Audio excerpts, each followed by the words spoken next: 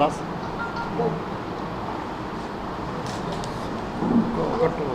ఒకటే నిమిషం.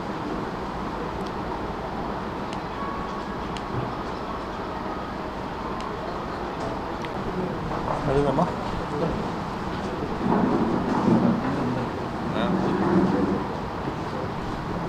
పత్రికా సోదరులందరికీ ఎలక్ట్రానిక్ విధంగా నాతో పాటు వచ్చినటువంటి డిసిఎంఎస్ మాజీ చైర్మన్ సాయిరెడ్డి గారు, మరి బ్లాక్ కాంగ్రెస్ అధ్యక్షుడు శ్రీనివాస్ గారు, తర్వాత single window chairman Ramachandar Goud గారు, అదేవిధంగా మార్కెట్ కమిటీ డైరెక్టరు సాయిరెడ్డి గారు, తర్వాత నరేందర్, వీళ్ళందరూ ఉన్నారు. ఇంకో డైరెక్టర్ ఉన్నాడు. వీళ్ళందరూ కూడా పేరు పేరున నమస్కారం తెలియజేస్తూ, చాలా రోజులైంది మీ అందరికీ కలవక. సో ఇవాళ ముఖ్యంగా ఈ ప్రెస్ మీట్ యొక్క ముఖ్య ఉద్దేశం ఏంటంటే, రేపటి నుండి ఈ వర్షాకాల సమావేశాల షార్ట్ నోటీస్లో మరి అసెంబ్లీ సమావేశాలు జరుగుతూ ఉన్నాయి. ఈ సందర్భంగా ముఖ్యంగా ఏంటంటే, ఎన్నికల కంటే ముందు నుండి, ఎన్నికలకు ఒక 2 సంవత్సరాల ముందు నుండి కూడా మరి ఎప్పుడైతే కాళేశ్వరం పంపులు మునిగిపోయినాయో వర్షాకాలంలో, మరి కాళేశ్వరం అంతా కూడా అంటే డిఫెక్ట్ ఉంది, మరి ఏదో లోపాలు ఉన్నాయనే ఆలోచన వచ్చిన తర్వాత అప్పటి నుండి ఇప్పటి వరకు కూడా కాళేశ్వరం అవినీతి మీద మరి సుదీర్ఘమైన చర్చలు, పత్రికా సమావేశాలు, అంటే కౌంటర్ ఉపన్యాసాలు అన్నీ కూడా అయినాయి. తర్వాత ఎన్నికలుగా ముందు మరి వాళ్ళ దురదృష్టమో మరి మా అదృష్టమో కానీ మరి కాళేశ్వరం నిజంగానే కూలిపోయింది. ఇవాళ దాని మీద ఆ రోజు ఎన్నికలప్పుడు కూడా చెప్పినాం ఏంటంటే, ఇది అతిపెద్ద స్కాండల్, మరి అవినీతి ఇలా జరిగింది. అవినీతే కాకుండా ఇవాళ 94,00,000 దగ్గర, అంటే 90,000 కోట్లు, 94,000 కోట్లు అంటే 1,00,000 కోట్లు దగ్గర 1,00,000 కోట్లు ఖర్చు పెట్టినటువంటి ప్రాజెక్టు ఇవాళ మొత్తం నిర్వీర్యం అయిపోయింది అన్నది ఆ రోజు చెప్పినాం. అంటే ఇప్పుడు తర్వాత ఏమైంది, ఎక్స్పర్ట్ కమిటీ వేసిండ్రు, తర్వాత ఏసీబీ అంటే ఈ దాని మీద విజిలెన్స్ కమిటీ వేసిండ్రు, తర్వాత ఇంజనీర్స్లో ఒక కమిటీ వేసిండ్రు. ఇవన్నీ వేస్తే దాంట్లో ఏమైంది, ఫస్ట్ తమ్మిడిహెట్ నుండి ఇక్కడికి మార్చడము పెద్ద తప్పు. ఎందుకంటే తమ్మిడిహెట్ దగ్గర నీళ్లు లేవు అని ఏది సెంట్రల్ వాటర్ కమిషన్ కానీ ఇంకెవరు కూడా చెప్పలేదు. మరి వీళ్ళే అక్కడ డిజైన్ మార్చుకొని, లొకేషన్ మార్చుకొని, మరి డబ్బుల కొరకు ఈ మేడిగడ్డ మీద బ్యారేజ్ కట్టిండ్రు. దాని తర్వాత పైన అన్నారం, సుందిల్లా కట్టి ఒకదానికొకటి లింక్ పెట్టి లాస్ట్లో అల్టిమేట్గా ఏంటంటే, ఇప్పుడు మనకు ఎల్లంపల్లిలో వచ్చే నీళ్లు సరిపోతలేవు కాబట్టి మనం బయట నుండి ఇంకొక 160 టీఎంసీల వాటర్ తెచ్చుకొని దాని ఆయకట్టును ఇంకొక 16 లక్షల ఎకరాలకు ఇవ్వాలన్నదే అప్పుడు రాజశేఖర రెడ్డి గారు ప్రతిపాదించినటువంటి అది. దాని ఆయకట్టును 30 లక్షలకు పెంచి ఇంకా కొన్ని మధ్యన ట్యాంక్స్ అని పెట్టి అదని పెట్టి అక్కడ నీళ్లు లేవని చెప్పేసి పెట్టిన తర్వాత ఏమైంది, అప్పుడు ప్రాణహిత చేవెళ్ళ బిఆర్ అంబేద్కర్ ప్రాణహిత చేవెళ్ళ ప్రాజెక్ట్ అని ఉండేది. దానికి జాతీయ హోదా కూడా అడిగినాం. అప్పుడు ఈయన వచ్చి దాని పేరు మార్చేసి, లొకేషన్ మార్చేసి కాళేశ్వరాన్ని పెట్టింది. ఇవాళ ఆ విజిలెన్స్ కమిషన్ ద్వారా తెలిసింది ఏంటంటే, తమిళనాడు దగ్గర నీళ్ళు ఉన్నాయి, సిడబ్ల్యూసి వాళ్ళు నీళ్ళు లేవని చెప్పలేదు.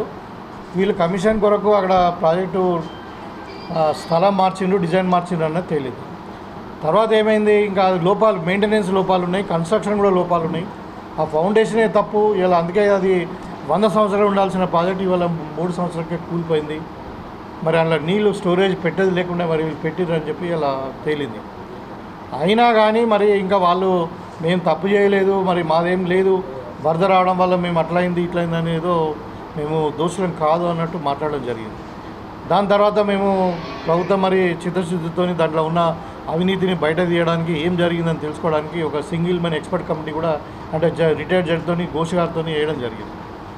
ఆ కమిటీ కూడా ఇప్పుడు గవర్నమెంట్కి రిపోర్ట్ ఇచ్చింది. అది 600 పేజీలు. అది దాంట్లో నట్షెల్ అంటారు. నట్షెల్ అంటే ఏమంటారు, క్లుప్తంగా సైలెంట్ ఫీచర్స్ అన్నీ కూడా రాసి అది 68 పేజీలకు కుదించి గవర్నమెంట్కు సబ్మిట్ చేసింది. ఇవాళ రేపు జరగబోయే అసెంబ్లీలో ఇప్పుడు అది కాళేశ్వరం మీద ఇచ్చినటువంటి రిటైర్డ్ జడ్జి గారు ఇచ్చినటువంటి రిపోర్టును మేము అసెంబ్లీలో పెట్టబోతున్నాం. రేపటి నుండి it is going to buy public డొమైన్లో ఉంటుంది, పబ్లిక్ డాక్యుమెంట్ అవుతుంది అది. సో దాంట్లో ఏముందంటే క్లియర్గా కేసీఆర్ 5 ఏళ్ళు ఫైనాన్స్ మినిస్టర్గా ఉండి ఇరిగేషన్ మినిస్టర్గా ఉండి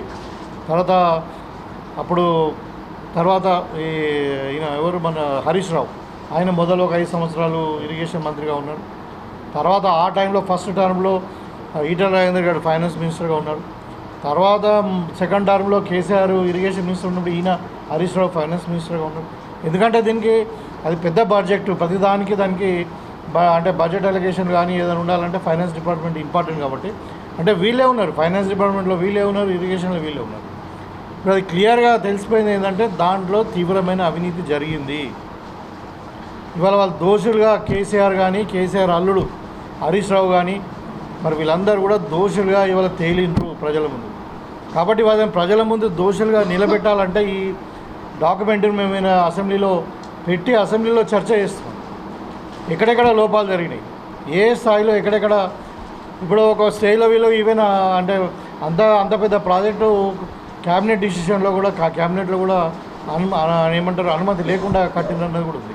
అంటే ముందు అనుమతి ఇచ్చేసి తర్వాత క్యాబినెట్లో డిస్కషన్ అయిందని ఇలా రకరకాలుగా ఉంది. కాబట్టి ఇవాళ కేసీఆర్ వాళ్ళ అల్లుడు మొత్తం కూడా కాళేశ్వరం విషయంలో అడ్డంగా దొరికిపోయింది. అది వాళ్ళ పబ్లిక్లో దోషిగా నిలబెట్టడమే ఈ ప్రధాన లక్ష్యంగా ఈ అసెంబ్లీ సమావేశాలు ఉంటాయి. అది కాకుండా 42% రిజర్వేషన్ ఆ రోజు ఎన్నికల కంటే ముందు చెప్పినాం మేము బీసీలకు 42% రిజర్వేషన్ ఇస్తామని కామారెడ్డి డిక్లరేషన్లో. దానికి అనుగుణంగా మన సుప్రీంకోర్టుకి ఏదైతే సీలింగ్ ఉందో 50%, దానికి ఒక ప్రాతిపదిక తయారు చేయడానికి రాహుల్ గాంధీ గారి కోరిక మీదకు ఎన్నికల్లో చెప్పినట్టు కూడా మనము సమగ్రంగా ఇంటిగ్రేటెడ్ క్యాస్ట్ సెన్సెక్స్ మనం చేసినాం. ప్రభుత్వ పరంగా 1,00,000 మంది ఉద్యోగులను పెట్టి ఒక 15 రోజులు ఒక 75 క్వశ్చన్స్తోని పెట్టి ఇవాళ సమగ్రంగా ఒక సర్వే చేసిన తర్వాత ఇవాళ తేలింది ఏంటంటే 56% పైచిలుకు మంది బీసీలు ఈ రాష్ట్రంలో జనాభాలో ఉన్నారు. వాళ్లకు తప్పకుండా 42% రిజర్వేషన్ ఇవ్వాలని చెప్పి మేము ఏం చేసామంటే అసెంబ్లీలో కూడా బిల్లు పెట్టినాం. 2 బిల్లు పెట్టినాం. ఒకటి ఏంటంటే విద్యా సంస్థలలో రిజర్వేషను, తర్వాత ఉపాధిలో రిజర్వేషన్ కలిపి ఒక బిల్లు, ఇంకోటి స్థానిక సంస్థలలో బీసీలకు రిజర్వేషన్ 42% ఇవ్వాలని 2 బిల్లు పెట్టి ఇక్కడ గవర్నర్ ఆమోదం పొంది అది మరి ప్రెసిడెంట్ దగ్గర పోయింది. ఎందుకు పోయిందంటే అది ఇప్పుడు రాజ్యాంగబద్ధంగా సుప్రీంకోర్టు గైడ్లైన్స్ ప్రకారం 50% కంటే పెంచకూడదు. కాబట్టి ఈ ప్రాతిపదికన మనం ఈ బిల్లు పెట్టినాము. ఇలా మేము సెన్సెక్స్ చేసాము, ఎంపరికల్ డేటాతో మేము ఇలా బిల్లు పెట్టినాం. కాబట్టి దీన్ని యాక్సెప్ట్ చేయాలా, దీన్ని షెడ్యూల్ 9లో యాడ్ చేయాలని చెప్పి కేంద్ర ప్రభుత్వం మేము ఒత్తిడి వేయడానికి మేము జంతర్ మంతర్ దగ్గర కూడా మేము ధర్నా చేయడం జరిగింది. మీరు ఒకటి గమనించండి. ఇందులో ఏంటంటే పాయింట్ ఏంటంటే ఇక్కడ అసెంబ్లీలో బిల్లు పెట్టినప్పుడు బీజేపీ వాళ్ళు 8 మంది ఎమ్మెల్యేలు ఉన్నారు, టీఆర్ఎస్ వాళ్ళు వాళ్ళ లెక్క ప్రకారం 38 మంది ఉన్నారు. మరి వీళ్ళందరూ కూడా యునానిమస్గా సపోర్ట్ చేశారు. యాక్చువల్లీ బీఆర్ఎస్ సంబంధించిన కొంతమంది కేసీఆర్ ఫ్యామిలీ కానీ వీళ్ళైతే అసలు సర్వేలో పాల్గొనలేదు. కానీ బిల్లులో పాల్గొంటూ వాళ్ళు మరి యునానిమస్గా బిల్లు పాస్ అయ్యింది. మీకు అందరూ కూడా తెలుసు అది అసెంబ్లీలో. ఇవాళ కేంద్ర ప్రభుత్వం పోయిన తర్వాత ఇక్కడ షెడ్యూల్ 9లో ఇంక్లూడ్ చేయాలని చెప్పి మేము పోరాటం చేస్తే కేంద్ర ప్రభుత్వంతో మాత్రం కలిసి రావట్లేదు. ఇవాళ 8 మంది ఎంపీలు ఉన్నారు బీజేపీ వాళ్ళు పార్లమెంట్లో సపోర్ట్ చేస్తలేరు, అంటే లోక్సభలో. అదే రాజ్యసభలో వాళ్ళ ఎంపీలు ఉన్నారు. తర్వాత టీఆర్ఎస్ వాళ్ళు కూడా రాజ్యసభలో 4 ఎంపీలు ఉన్నారు, రాజ్యసభ ఎంపీలు ఉన్నారు. వాళ్ళు ఇవాళ ఈ బీసీ రిజర్వేషన్కు వైఖరి ఇక్కడ స్టేట్లోనేమో సపోర్ట్ చేశారు, కేంద్రం పోయేసరికి సపోర్ట్ చేస్తలేరు. అంటే వాళ్ళకి ఏమాత్రం చిత్తశుద్ధి లేదు, బీసీల రిజర్వేషన్ ఇవ్వాలని ఇంట్రెస్ట్ లేదు అన్నది తెల్లమైంది. మరి వాళ్ళు ఏం చెప్తున్నారంటే సాకు దాంట్లో ముస్లింలను ఇంక్లూడ్ చేసామని చెప్తున్నారు. మేము కొత్తగా ఎవరు ఇంక్లూడ్ చేయాలి, మీరు గమనించండి దయచేసి. ఉన్న బీసీ కులాలే ఉన్నాయి. గతంలో మనకు స్వాతంత్రంలో వచ్చినప్పటి నుండి ఉన్నటువంటి ఉన్నాయి, మన తెలంగాణ రాష్ట్రం వచ్చినప్పటి నుండి ఉన్నాయి, సమాఖ్యాంధ్రంలో కూడా అవే బీసీ కులాలు ఉన్నాయి. మేము కొత్తగా యాడ్ చేయలే. ఇవాళ కొత్తగా బీసీ కులాలను ఎవరిని ఇంకా బీసీలలో యాడ్ చేయలే. కాబట్టి ఉన్న వాళ్ళనే మనము కౌంట్ చేసాం. దాంట్లో ముస్లిమ్స్ కూడా ఉన్నారు బీసీలలో. ఇప్పుడు కాదు, 50 సంవత్సరాల నుండి ఉన్నారు. భారతదేశంలో చాలా రాష్ట్రాలలో ఉన్నారు అట్లా. ఈవెన్ గుజరాత్లో మోడీ పరిపాలించినటువంటి గుజరాత్ రాష్ట్రం ఇప్పటి కూడా బీజేపీ ప్రభుత్వంలో దగ్గర 30-35 సంవత్సరాలు అయింది. కంటిన్యూగా 6వసారి 7వసారి వాళ్ళ ప్రభుత్వాన్ని ఏర్పాటు చేస్తున్న అక్కడ గుజరాత్లో కూడా ముస్లిమ్స్ బీసీగానే పరిగణించబడుతున్నారు కొంతమంది, ఒక సెక్షన్ ఆఫ్ ముస్లిమ్స్. ఇవాళ ఉత్తరప్రదేశ్లో ఉంది, మధ్యప్రదేశ్లో ఉంది, మన పక్క రాష్ట్రమైనటువంటి ఎన్డీఏ ప్రభుత్వం ఉన్నటువంటి చంద్రబాబు నాయుడు ఉన్నటువంటి ముఖ్యమంత్రిగా ఉన్నప్పుడు అక్కడ కూడా బీసీలలో ముస్లిమ్స్ ఉన్నారు. ఇది మరి క్యాస్ట్ బేస్డ్ రిజర్వేషన్ తప్పితే రిలీజన్ బేస్డ్ రిజర్వేషన్ కాదు ఇది. కాబట్టి ఇవాళ వాళ్ళు బీసీలకు పేరున ముస్లిమ్స్ కూడా రిజర్వేషన్ ఇస్తున్నారు కాబట్టి మేము సపోర్ట్ చేస్తామని చెప్తా ఉన్నారు. అది తప్పది. ఒకవేళ మీకు నిజంగానే మీరు ముస్లిమ్స్కి ఇవ్వద్దు, బీసీలు కారు అని అనుకుంటే మరి మీరు ఫస్ట్ గుజరాత్లో తీయండి, మీరు ఉత్తరప్రదేశ్లో తీసేయండి, మధ్యప్రదేశ్లో తీసేయండి, వాళ్ళను మీరు బీసీలోకి వెళ్ళి కోట్లకి వెళ్ళి తీసేయండి. అది లేదు కానీ ఏదో డొంక తిరుగుడు తిరిగి ఇలా ముస్లిమ్స్ పేరు మీద రిజర్వేషన్ అడ్డుకునే ప్రయత్నం చేస్తూ ఉన్నారు. దీన్ని కూడా తప్పకుండా అసెంబ్లీలో చర్చ చేస్తాం. ఇవాళ వాళ్ళు ఎట్టి పరిస్థితుల్లో ప్రజల దగ్గర మళ్ళీ దోషులుగా నిలబెడతాం. వాళ్ళు ఎట్టి పరిస్థితులు తప్పించుకోవాలి ఈ 2 విషయాలలో అని చెప్పి ఈ సందర్భంగా తెలియజేస్తాం. ఇంకొకటి, నిన్న పక్షంగా ఉన్నది, ప్రభుత్వానికి అనుకూలంగా ఉన్నదని చెప్పి అప్పుడు ఈ కమిటీని రద్దు చేయాలని చెప్పి అప్పుడు కోర్టుకు పోయింది. మీకు అందరు కూడా తెలుసు. అప్పుడు ఘోష్ కమిటీ గారు అయితే కోర్టు అది యాక్సెప్ట్ చేయలేదు. చేయకుండా మళ్ళీ ఇప్పుడు రిపోర్ట్ ఇచ్చిన తర్వాత కూడా రిపోర్ట్ కూడా ఏకపక్షంగా ఉంది. అది కమిటీని రిపోర్ట్ని మరి యాక్సెప్ట్ చేయొద్దు, గవర్నమెంట్ యాక్సెప్ట్ చేయొద్దు, యాక్సెప్ట్ చేయకుండా కోర్టు ఆపాలని చెప్పి కూడా మీకు తెలుసు. హరీష్ రావు గారు, కేటీఆర్ గారు, మన కేసీఆర్ గారు ఇద్దరు సపరేట్గా పిటిషన్స్ ఇచ్చారు హైకోర్టులో. హైకోర్టు చెప్పింది అసలు ఆ కమిటీ ఇంకా ప్రభుత్వం యాక్సెప్ట్ చేయలే అంటే దానివల్ల ఇంకేం చర్యలు తీసుకోలే మీ మీద, కాబట్టి మేము ఏ విధంగా దాన్ని కమిటీని రిపోర్టును మేము ఆపమని ఉత్తర్వులు చేయడానికి రాదు, మధ్యలో దాన్ని స్టే అడిగింది. వాళ్ళు స్టే ఇవ్వమని చెప్పి హైకోర్టులో క్లియర్గా 2 పిటిషన్స్ కొట్టేసింది. అంటే దాన్ని బట్టి మీకు అర్థమవుతుంది వాళ్ళకు ఒక గిల్టీ కాన్షియస్నెస్ ఉంది. ఇందులో మాకు తప్పు దొరుకుతుంది, మాది మేము ఎక్కడ దొరికిపోతామో మరి కోర్టు ద్వారా ఆపడానికి ప్రయత్నం చేసారు. ఆ కోర్టు కూడా వాళ్ళకి, కోర్టు తీర్పు కూడా వాళ్ళకి చెప్పపెట్టు ఇది దొంగలని తేలిపోయింది. కాబట్టి తప్పకుండా ఇలా రాబోయే అసెంబ్లీ సమావేశాలలో మీరు ప్రజలకు వాళ్ళు చేసిన తతంగాలు, వాళ్ళు చేసిన అరాచకాలు, వాళ్ళు చేసినటువంటి ఒక అవినీతి మొత్తం కూడా బట్టబయలు చేస్తామని చెప్పి